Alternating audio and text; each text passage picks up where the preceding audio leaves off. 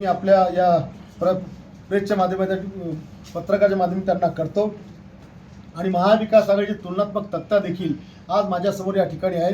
त्यांच्या काळामध्ये उभा राहिलेला निधी आणि आमच्या सरकारने उभा राहिलेला निधी आणि आमच्या सरकारने केलेले प्रगतीकडे वाटचाल याचा सगळा लेखाजोखा आज आमच्या समोर या ठिकाणी आहे, जो मी आपल्याला या ठिकाणी सुपूर्द करत आहे, जेणेकरून आपल्याला देखील या ठिकाणी कळेल। ज्याच्यामध्ये एफडीआयच्या याच्यात त्यांच्या काळातला जे होता 27 GSDची वाढ ही त्यांच्या काळामध्ये 1.9 होती, आपल्या सरकारने ती वाढ 8.5% ठेवली। एफडीआय हे त्यांच्याकडे 27.90 मध्ये होती, आपण 33% त्या ठिकाणी परत त्याच्यामध्ये 5.5ची वाढ त्या ठिकाणी केली। गुंतवणूक करारामध्ये दावोस येथे 80,000 कोटीचे करार त्यांच्या काळात झाले। मुख्यमंत्र्यांनी 3,70,000चे करार त्या ठिकाणी केले। उद्योगासाठी सामूहिक प्रोत्साहन योजना लवचिक नव्हती, त्यांच्या काळामध्ये सातत्याने तिथे लाल फितीचा सामना करावा लागत होता, परंतु सामूहिक प्रोत्साहन योजनेमुळे 243 अतिविशाल आणि उच्च तंत्रज्ञानावर आधारित प्रकल्पामध्ये 2,08,000 कोटीची गुंतवणूक होते। 2 लाख रोजगार यामधून निर्माण त्या ठिकाणी होणार आहे। नोंदणीकृत MSME मागच्या काळामध्ये ही 8,10,967 होती, आता तिथून त्याचा जी आकडेवारी ती 14,41,145 म्हणजे त्यांच्या तुलनेमध्ये 77.60%ची वाढ 2 वर्षामध्ये आपल्या महायुतीच्या सरकारने या ठिकाणी केली। नोकरी मेळावे रोजगार या संदर्भात 396 बेरोजगारांचे मेळावे घेतले, ज्याच्या माध्यमातून 36,407 तरुणांना रोजगार त्या ठिकाणी मिळाला। महारोजगार संकेतस्थळ सुरू केले, मात्र कौशल्य विकासासाठी त्यांच्याकडे प्रयत्न झाले नाही। शासकीयरित्या भरण्यासाठी त्यांच्याकडे योजना नव्हती, मात्र त्यांच्या काळात 296 मेळावे झाले।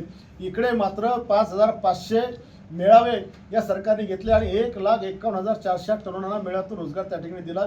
राज्य शासनात 1 लाखापेक्षा जास्त रिक्त पदांची भरती त्या ठिकाणी चालू आहे आणि आतापर्यंत 58,000 पदं देखील भरलेली आहेत। अधिसंख्य पदावर सुद्धा जवळपास 5,500 लोकांना नोकऱ्या दिल्या। पायाभूत सुविधांच्या बाबतीमध्ये त्यांच्या काळात ब्रेक लागला। आपल्या काळामध्ये 8 लाख कोटींची विक्रमी कामे सुरू करून महाराष्ट्र 1 क्रमांक नेण्याचं काम आणि अनेक महत्त्वाकांक्षी प्रकल्प या ठिकाणी लोकार्पित झाले, ज्यापैकी आपला एक बोधोत्सव सिंचन देखील आपण बघितलं आहे। आज मराठीचा विभाज्य दर्जा त्यांच्या काळामध्ये 70 वर्षात त्यांना पाठपुरावा करून ते करताना आलं। सातत्याने आपल्या सरकारने पाठपुरावा केला आणि 3 ऑक्टोबरला मराठी भाषा जी केंद्र सरकारच्या मागच्या काळामध्ये त्यांच्या दरवाजावर दस्तक देत होती, 70 वर्षात तिला विभाज्य दर्जा मिळाला नाही। तो दर्जा देखील केवळ 2-4 महिन्यामध्ये मिळवण्याचं काम आपल्या या सरकारने केलं आणि मराठी भाषा धोरण खेचून त्या ठिकाणी आणलं, त्याची अंमलबजावणी देखील चालू केली। मुख्यमंत्री वैद्यकीय सहायता कक्षामध्ये मागच्या 2.5 वर्षामध्ये उद्धव साहेबांच्या काळात फक्त 50 कोटी रुपयाची मदत त्या ठिकाणी गेली, परंतु एकनाथ शिंदे साहेबांच्या कार्यकाळामध्ये 350 कोटीची मदत त्या ठिकाणी झाली आणि 40,000 रुग्ण या पैशाच्या मदतीतून त्यांचा जीव त्या ठिकाणी वाचलेला आहे। मागच्या काळात शेतीच्या हितासाठी नवीन योजना नव्हत्या, इकडे मात्र शेती आणि शेतकऱ्यांच्या हितासाठी 45,000 कोटीच्या कामे ही प्रगतीपथावर आहेत। 1,73,00,000 शेतकऱ्यांचा विमा 1 रुपयामध्ये शासनाने उचलला, त्या मोबदल्यामध्ये शेतकऱ्यांना प्रचंड प्रमाणामध्ये पीक विम्याच्या रक्कम आता खात्यामध्ये जमत होत आहे। मुख्यमंत्री बळीराजा मोफत विमा योजना सुद्धा आता सरकारने पुढच्या 5 वर्षामध्ये चालू केलेली आहे। 5 हॉर्सपावरच्या पंपापर्यंतच्या कुठल्याही पंपाचं बिल शेतकऱ्यांना याच्यामध्ये आता भरण्याची आवश्यकता नाही, ती सगळी जबाबदारी ही राज्य सरकारने घेतली आहे। राज्य आणि केंद्र सरकारच्या कृषी सन्मान योजनेतून हजारो कोटीचे 39,000 कोटीचे वाटप आतापर्यंत या सरकारने या शेतकऱ्यांना केलेलं आहे। सिंचनाच्या बाबतीमध्ये केवळ 1 किंवा 2 सिंचन त्यांच्या काळात मान्यता मिळाली, मात्र या सरकारच्या काळात 145 प्रकल्पाच्या सिंचनाच्या याला सुधारित सुप्रमाण देण्यात आली आणि 22 लाख हेक्टर जमीन त्याच्यामुळे सिंचनाखाली येईल अशा प्रकारची व्यवस्था या केवळ 2 वर्षामध्ये त्या ठिकाणी झाली। शेतकऱ्यांना नैसर्गिक आपत्तीत भरपाई मागच्या काळामध्ये फक्त 8,708 कोटी होती, या सरकारच्या 2.25 वर्षाच्या काळात 15,245 कोटी म्हणजे 75% एवढी वाढू ही मदत नैसर्गिक आपत्तीमध्ये शेतकऱ्यांना देण्यात आलेली आहे। मराठा समाजासाठी सुद्धा मागच्या काळामध्ये आरक्षण टिकवता आलं नाही, कोर्टात बाजू मांडता आली नाही आणि शेवटी मराठा आरक्षण त्या ठिकाणी उडवलं गेलं। हजारो मोर्चे या राज्याने आपण बघितले, त्या समाजाच्या आरक्षणाकरता रक्तरंजित आंदोलन देखील आपण पाहिली, जाळपोळ पाहिली, अनेकांचे जीव त्याच्यामध्ये गेले, अनेक लोक जायबंदी झाले आणि म्हणून ते आरक्षण देखील त्यांना टिकवता आलं नाही. पण जे मुख्यमंत्री एकनाथ शिंदे आणि आपल्या सरकारने 10% आरक्षण दिलं, आजही ते कोर्टामध्ये त्याला स्टे मिळू शकला नाही, कारण ताकदीने ते आरक्षण देण्याचा प्रयत्न या ठिकाणी सरकारने केलेला आहे आणि मराठा तरुणांसाठी अधिसंख्य पदे या ठिकाणी निर्माण आपल्या सरकारने केलेली आहेत. महिलांसाठी एकही कल्याणकारी योजना मागच्या काळात नव्हती. आता लाडकी बहीण, लेक लाडकी योजना, व्यावसायिक शिक्षण मोफत, अन्नपूर्णा योजना, एसटीची सवलत, लखपती दिदी आणि बचत गटांना प्रोत्साहन एवढ्या योजना महिलांकरता या सरकारने राबवल्या. ग्रामीण महिला सेल्फ हेल्प ग्रुप मदत वार्षिक सरासरी मागच्या काळामध्ये 2,845 कोटी क्रेडिट लिंकिंग होतं. 1.62 लाख बचत 1,62 लाख बचत गटांना त्याचा लाभ होता. त्या तुलनेत मात्र इकडे 6,913 कोटी क्रेडिट लिंकिंग, 2,49,000 लाख म्हणजे बचत गटांना लाभ, 142% कर्ज पुरवठ्यामध्ये वाढ, 53% बचत गटांच्या संख्येमध्ये वाढ, एवढं काम ग्रामीण भागातील महिलांकरता या सरकारने केलं. सामान्यांसाठी घरे मागच्या काळात केवळ 6,75,000 घर होते, मात्र आपल्या सरकारच्या काळात या घरांची संख्या 11,78,000 म्हणजे 75% ही घरांची संख्या आपल्या सरकारने वाढवली. शबरी आदिवासींचा घरकुलचा लाभ मागच्या काळामध्ये फक्त 427 कोटीचा लाभ 18,119 लोकांना मिळाला. आपल्या काळामध्ये मात्र हा लाभ 1,25,699 लोकांना 731 श्रेष्ठ असं स्मारक आपण या ठिकाणी उभारलं. माता रमाई आणि बाबासाहेब आंबेडकर एकत्रित पुतळा देशात कुठे नाही, तो इकडे बसवला. वामनदादा कर्डकांचा देशातला पहिला पुतळा बसवला. सम्राट अशोकांचं जगातलं पहिलं स्मारक आपल्याकडे होत आहे. सावित्री आणि महात्मा फुलेंचं एकत्रित पूर्णाकृती पुतळा हा महाराष्ट्रात कुठे नाही. भुजबळ साहेबांनी केला, तो अर्धाकृती, इकडे आपण पूर्णाकृती रेकॉर्डिंग केला. आणि म्हणून शहरामध्ये सुद्धा आपण अनेक पर्यटनाची आपली कामं चालू आहेत, रस्त्यांची आपली कामं चालू आहेत. जवळपास 150 बुद्ध विहार या बुलढाणा एकट्या महाराष्ट्रातली पहिली विधानसभा आहे की ज्या ठिकाणी 150 बुद्ध विहारापैकी 84 बुद्ध विहाराचं काम पूर्ण झालं आणि काहींचं लोकार्पण सुद्धा त्या ठिकाणी झालं.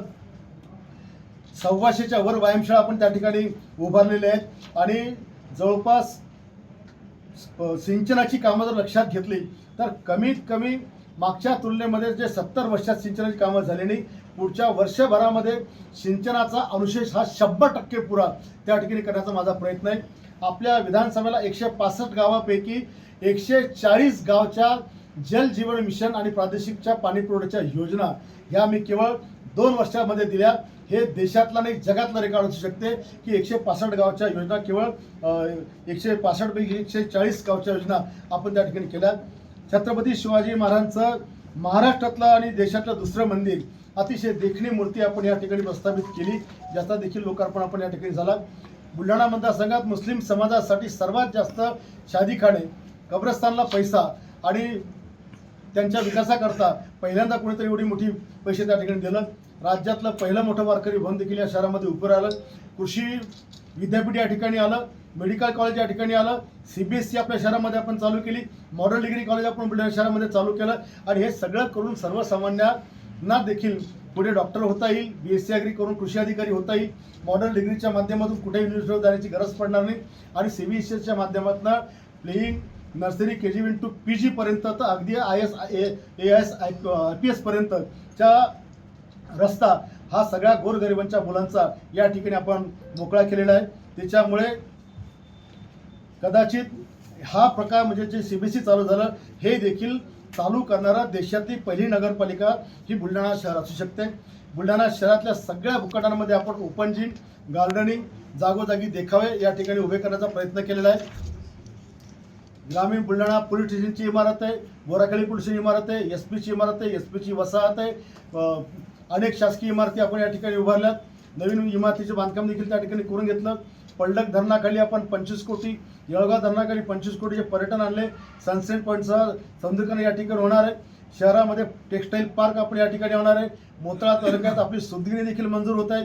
2,000 कोटीचा टेक्स्टाईल पार्क देखील मंजुरीच्या प्रतीक्षेत त्या ठिकाणी आहे आणि म्हणून अतिशय प्रगतीकडे कमी वेळामध्ये या ठिकाणी बुलढाण्याची वाटचाल होणार आहे. BOT तत्वावर किमान बुलढाणा शहरामध्ये 2,200 दुकानं उभं राहतील एवढी सगळी तयारी पुढच्या काळामध्ये आपण या ठिकाणी करून ठेवलेली आहे. बुलढाणा शहरामध्ये yoga centre, physiotherapy centre, ladies gym, पुरुषांची जिम, आंतरराज्याचा स्विमिंग पूल, त्याच्यामध्ये टाटा ग्राउंडमध्ये आपण हॉर्स रायडिंग, या सगळ्या गोष्टींची व्यवस्था करणार की जेणेकरून सगळ्यांचं आरोग्य हे आपल्याला चांगलं ठेवता येणार आहे. बुलढाणा मतदारसंघात च्या जवळचं स्टोरेज डॅम आहे. डोंगरखंडा येथे येळगावपेक्षाही दुपटीचं धरण त्या ठिकाणी नवीन होणार. हरमोड धरणाची आपण उंची वाढवणार. पलडकचं पाणी आपण नळगंगामध्ये नेणार आहोत. नळगंगाच्या बाजूला आपण नवीन स्टोरेज डॅमची निर्मिती करत आहोत. रायराची धार दाबल्यानंतर 12 गावाखाली पाण्याखाली आपण येणार आहोत. मूर्तीजवळ आपण नवीन धरण बांधणार आहोत. घाटाखालील 3 नद्या नळगंगा, विश्वगंगा, मोहगंगा आणि तसेच वरची पैनगंगा या नदीवर द्वारयुक्त सिमेंट बंधारे बांधून सिंचन क्षेत्रामध्ये आपण 183 किलोमीटरच्या नदीवरच्या बंधाऱ्यामध्ये मागच्या काळात पाखराला प्यायला पाणी नव्हतं. आपण जवळपास 55 बांध बांधले आणि 42 किलोमीटर पाणी आपण थांबवलं. पुढच्या काळामध्ये याच्यावर 75 बांध टाकून 183 किलोमीटरची नदी ही 100% पाण्याने भरली राहील आणि त्याच्या आजूबाजूला 2 किलोमीटरमध्ये पाण्याचा खळखळाट शेतकऱ्यांच्या विहिरीमध्ये राहील. अशा प्रकारचं देखील नियोजन त्या ठिकाणी केलेलं आहे. नदी जोड प्रकल्पामध्ये वैनगंगा ते पैनगंगा आणि पैनगंगा ते नळगंगा याचं देखील काम आता सरकारने त्याला जवळपास 90,000 कोटीचा निधी त्या ठिकाणी दिला. येणाऱ्या काळात तो प्रकल्प पूर्ण जर झाला तर सिंचनाचा विषय हा कधीचाच त्या ठिकाणी संपलेला असणार आहे. सभा मंडपे, सगळ्या समाजाची भवनं, सगळ्या समाज जेवढे काही धार्मिक क्षेत्र आहे त्याला आपण केंद्रांना निधी आपण त्या ठिकाणी दिला. IMA भवन आहे, डेंटिस्ट भवन आहे, स्वाध्याय भवन आहे, परशुराम भवन आहे, धर्म छत्रपती भवन, सगळे जेवढ्या संत रविदास भवन आहे, ग्रामसेवक भवन आहे, शिक्षक भवन आहे, पटवारी भवन आहे, वकील भवन आहे, सगळी भवनं सगळ्या ज्या ज्या लोकांनी आपल्याला मागितले त्यांना देण्याचा प्रयत्न केला. हॅमच्या प्रोजेक्टमध्ये आपण 300 कोटी रुपयाचे रस्ते, केवळ 2 रस्ते, मोताळा ते अगदी जळगाव धामणगावडे मार्गे खानदेशची बाउंड्री आणि दाताळ ते रोणखेड हे 300 कोटी रुपयाचे 2 रस्ते आपण त्याचं भूमिपूजन आता या ठिकाणी केलं. शहरामध्ये सुद्धा आपण 86 कोटी रुपयाची रस्ते आता या ठिकाणी परत चालू केलेली आहेत. स्वातंत्र्य काळानंतर बुलढाणा विधानसभा मतदारसंघात पहिल्यांदा 640 रस्ते या विधानसभेला आहेत. त्यातले 550 रस्ते मंजूर करण्याचं रेकॉर्ड या ठिकाणी मी केलं. मागच्या 70 वर्षात केवळ 7 रस्ते मंजूर होते, पण केवळ एका वर्षात 550 रस्ते मी त्या ठिकाणी मंजूर त्या ठिकाणी केले.